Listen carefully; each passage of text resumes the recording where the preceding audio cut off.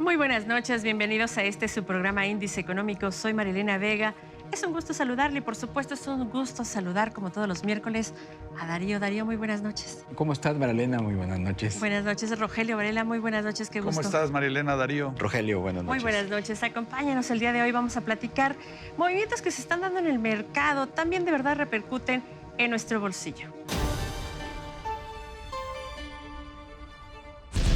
En agosto del 2021 disminuyó a tasa mensual el indicador de confianza empresarial, el de las manufacturas 0.1 puntos, el de la construcción 2.5 puntos, el de comercio 0.8 puntos. Banco de México revisó en alza la expectativa de crecimiento para este año para llegar a 6.2% sobre un dato previo de 6%. Para 2022 mantiene una expectativa de 3% apoyado en la recuperación del empleo. México puede usar los derechos especiales de giro para disminuir deuda a través de operaciones cambiarias con el Banco de México. Así lo informó la secretaria ejecutiva de la Comisión Económica para América Latina y el Caribe, la CEPAL, Alicia Bárcena. Con base en cifras de Banco de México, al presentar su reporte de agregados monetarios y actividad financiera, el crédito creció en julio pasado apenas 0.4%. ¿Cuáles son los desafíos, los retos que tiene la economía mexicana considerando la inflación y las tasas de interés? Vea la siguiente pieza. Ante las expectativas de que la inflación siga alta en lo que resta del año, el Banco de México ha continuado con el alza en la tasa de interés interbancaria. Analistas financieros opinan que la tasa de referencia del Banco Central cerrará el 2021 en 5%, a partir de su nivel actual de 4.5%.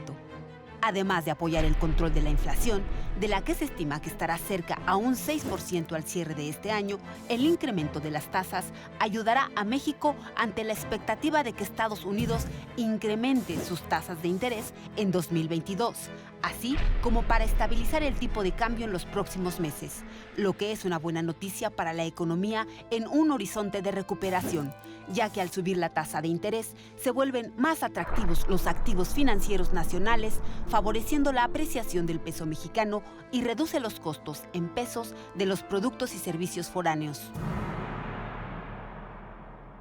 El Banco de México ha comenzado un alza en la tasa de interés de referencia. ¿Qué implicaciones tiene esto para la economía, para las empresas?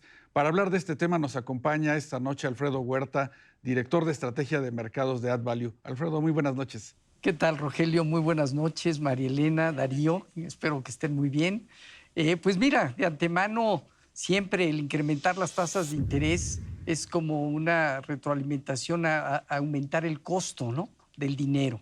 Esto implica, desde luego, que aquellas empresas que tengan cierto nivel de deuda, pues deberán estar pagando un poco más. Gran parte de las deudas están referenciadas a las TIEs. Sí. ¿No? Por lo general se maneja la TIE más un spread y a un plazo. En ese sentido, bueno, pues evidentemente estará aumentando 25 puntos base cada ocasión que se está incrementando. Hasta ahorita van dos aumentos y evidentemente, bueno, pues esto implica un mayor nivel de apalancamiento en las empresas. En lo que se refiere al tema de inversiones, por el otro lado, quienes apenas van a iniciar un proceso de inversión, pues tienen la posibilidad de tomar mejores condiciones de tasa de interés, ¿no? Hace justamente en las últimas dos reuniones que se ha incrementado ha sido del 4 al 4.25 al 4.50 hoy en día, ¿no? Y la expectativa todavía es que pudiera seguir incrementando de una manera gradual quizá la tasa de interés, pero todavía con ese enfoque. Al final, pues es aumentar el costo del dinero para las personas, para las familias, y de alguna manera lo que también implica indirectamente es el poder contribuir a que ese aumento en el costo del dinero ayude a estabilizar un poco los riesgos sobre una inflación, ¿no? Hoy sabemos que hay una inflación evidentemente importante por toda esta recomposición de la actividad económica y en ese sentido, bueno, esta inflación pues pudiera permanecer por cierto tiempo, ¿no? Ya hablamos de una inflación global. Los precios del petróleo han incrementado 50%, bueno, esto con el dato del último mes, 40% es el incremento, pero también vemos aumentos en los productos agropecuarios, alrededor desde 5 hasta 20%, diversos, arroz, frijol, el azúcar, maíz, entre otras cosas. Y los metales preciosos, el cobre que venía generando, que es más industrial, venía creciendo a ritmos importantes y bueno, se han frenado un poco durante el mes de agosto en esta ocasión, pero de alguna manera este escenario de alzas globales pues tiene que generar que los flujos que se manejan hacia los diferentes países o regiones, México como un mercado emergente captamos, pero también tenemos la posibilidad de tener salida de flujos, ¿no? A ver, Alfredo, hablas sobre mayor deuda para el sector empresarial y algunos beneficios para los mexicanos. Se habla que la tasa puede llegar hasta 5 puntos. ¿Cuál sería el mayor beneficio que te lo visualizas de frente a esto, con una inflación que obviamente está controlada por ahora, pero bien dices que puede ser corto plazo? ¿Cuál sería el beneficio más tangible que visualizas de frente a esta situación y cuál sería el riesgo que estás visualizando también por este motivo? Bueno, yo creo que de los puntos importantes, el mayor beneficio es justamente que se pueda estabilizar la economía, tener ritmos de crecimiento positivos, ¿sí? Hablamos hoy de tasas alrededor del 6%, Banco de México así lo está estimando, 6.2%, y de alguna manera con una inflación que estuviera relativamente en cierto nivel de rango, pues pudiera ser favorable, ¿no? En ese sentido. Lo malo es que esa inflación no se controlara y pudiera estar terminando con niveles muy por arriba, porque ahí sí tendríamos pues básicamente un círculo vicioso, ¿no? Entre la inflación y el movimiento en tasas de interés que al final nos afecta a toda la sociedad. Alfredo, México siempre ha estado más o menos en línea con la política monetaria de Estados Unidos. Lo que establece la Reserva Federal sirve de guía también para las decisiones del Banco de México. ¿Con qué te quedas de estas conclusiones de la reciente reunión en Jackson Hole y del discurso de Jerome Powell, que trata pues de infundir ante todo certidumbre en los mercados?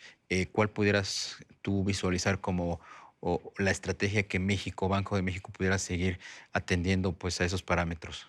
Claro que sí, Darío. Bueno, yo creo que de los puntos importantes de Jackson Hole es que se va a iniciar un programa donde se va a reducir el ritmo de compra de activos. Hoy se están comprando 120,000 millones de dólares, es muchísimo recurso, 80,000 millones enfocados a bonos del Tesoro, 40,000 millones que están relacionados con bonos respaldados por hipotecas. Nada más como dato, los precios de junio, que son los últimos conocidos de precios de vivienda, están en máximos históricos, 18.6% la tasa de crecimiento anual. Entonces es importante que la Fed empiece a actuar un poquito para estabilizar y no sobrecalentar ese sector de vivienda. Lo que quedó claro es que no se va a vincular un movimiento en tasa directamente con el movimiento del programa. El movimiento en tasas va a estar más enfocado a la creación de empleos, al pleno empleo.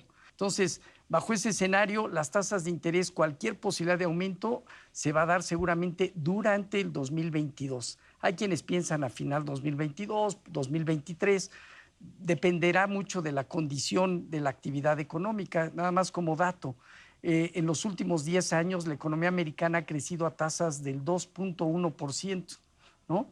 Y la inflación ha sido del 2%. Entonces, bajo ese escenario, hoy el riesgo de estar por arriba de la inflación con tasa de crecimiento primero al 7% y el próximo año estimado por la Fed en 3.3%, pues todavía podría estar arriba de los objetivos de la Fed. Por eso creemos nosotros, en lo personal, que será durante el 2022 cuando va a iniciar ese movimiento de alza. Ahora, el promedio de los últimos 10 años, sin considerar el 2020 como un año atípico, de la tasa de referencia de Estados Unidos es 0.8. Entonces, ¿qué significa? Que cuando empiece a haber aumentos, tampoco van a ser aumentos muy agresivos. Todo esto va a ir porque la economía se va a ir normalizando hacia un 2%, mientras que las tasas de interés empiezan de 0.025 y se van a dirigir ese promedio. Entonces, esperaríamos en el periodo de tiempo quizá 3 aumentos a lo mejor y no de manera consecutiva. Trasladando esto a Banco de México, lo que creemos es que pudiera estar la tasa entre 4.75 y 5% para cerrar este año y la tasa promedio de la economía mexicana en los últimos 10 años también, haciendo a un lado el 2020, es del 5.20. Entonces, pensemos que el próximo año pudiera estar entre 5.25, quizás 5.50, pero tampoco es demasiado brusco el movimiento de alza, ¿no? Pero por lo que le comentas a Darío, Alfredo, entonces Banco de México está actuando prudentemente al adelantarse pues, a esta posible subida de tasas en Estados Unidos el próximo año. Claro, lo que pasa es que en el mercado, o sea, no hemos visto el tipo de cambio porque hay un tema de una variable macroeconómica muy importante. La cuenta corriente está siendo de estable a superavitaria y eso permite mucho ingreso por remesas, inversión extranjera directa, turismo, ¿no? Está entrando dinero. Está entrando recursos. Por el lado de mercados hay una salida de flujo de tenencia de mercados de deuda de poco más de 10,000 millones de dólares, pero no se ve por esa entrada de flujos. Y lo que tiene que hacer Banco de México es cuidar ese proceso de flujos en la parte de los mercados. ¿Y el efecto para nosotros como mexicanos? Pues mira, el efecto es que lo mejor que nos está sucediendo hoy en día es tener estable esa cuenta corriente, ¿sí? Un nivel de deuda versus PIB que realmente, aunque se presionó como se presionó en todo el mundo, la verdad está hasta cierto punto controlada, y un déficit fiscal también controlado. Con esas tres variables, por eso hemos visto el tipo de cambio que se presiona conforme el dólar a nivel global, pero cuando se estabiliza el dólar, ven regresos. Hoy el tipo de cambio pues, está actuando por debajo de los 20 pesos inclusive, ¿no? Entonces, ese es un beneficio de estabilidad al menos. ¿Ves tú como inestable a estos factores que acabas de plantear, las políticas públicas, el ruido público y político que se está generando, por ejemplo, los cambios que se avecinan en Banco de México, la llegada de Rogelio Ramírez de la O a la Secretaría de Hacienda como máximos reguladores de este mercado? ¿Cómo están incidiendo como factores de riesgo? Mira, yo creo que el tema político pues, lo traemos todos, pero la verdad es que los mercados muchas veces lo hacen a un lado, mientras no tenga la incidencia directa en lo económico, ¿no? Por eso ese ruido que luego escuchamos, la verdad es que no se percibe en el movimiento. La bolsa está en máximos históricos, ¿no? El tipo de cambio por debajo de los 20, las tasas de interés pues con la presión normal de ese efecto. ¿Qué es lo que vemos? Bueno, en el momento en que tú quitas a Alejandro y pones a Arturo Herrera con la misma filosofía, la misma visión, evidentemente va a haber un sesgo de una política monetaria más flexible. ¿Esto qué implica? Pues darán quizá más orientación a un crecimiento de la actividad económica y, aunque digan que no, van a permitir un poco un mayor nivel de inflación. Y seguramente si la inflación sube de ciertos parámetros, empezarán a actuar. Pero ese es el sesgo que va a acabar en el 2022. Cuidando el mandato del Banco de México. Totalmente. Alfredo Huerta, gracias por acompañarnos esta noche. No, muchas gracias, Rogelio, María Elena y Darío. Muchas gracias. Buenas noches. Gracias, Alfredo. Pues todo parece que la economía se estabiliza por lo pronto, inflación medio controlada, tasas de interés que se incrementan y que por supuesto hay un costo para el sector empresarial, un beneficio pues por lo menos momentáneo para el país, Darío. Bueno, pues vamos a ver cómo se comporta la inflación, que está pues todavía muy lejos de su objetivo de 3 más o menos un punto porcentual del Banco de México, y pues las tasas de interés que su incremento no necesariamente es malo. Sí, para el ahorrador, pues, como decía Alfredo, va a ser un beneficio adicional a lo que ya venía captando, a lo que venía obteniendo.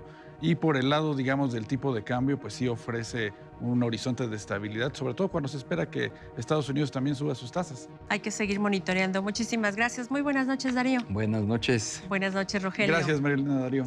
Muy buenas noches. Cuídese muchísimo y aquí lo esperamos el próximo miércoles, 11:45 de la noche, Índice Económico. Hasta entonces.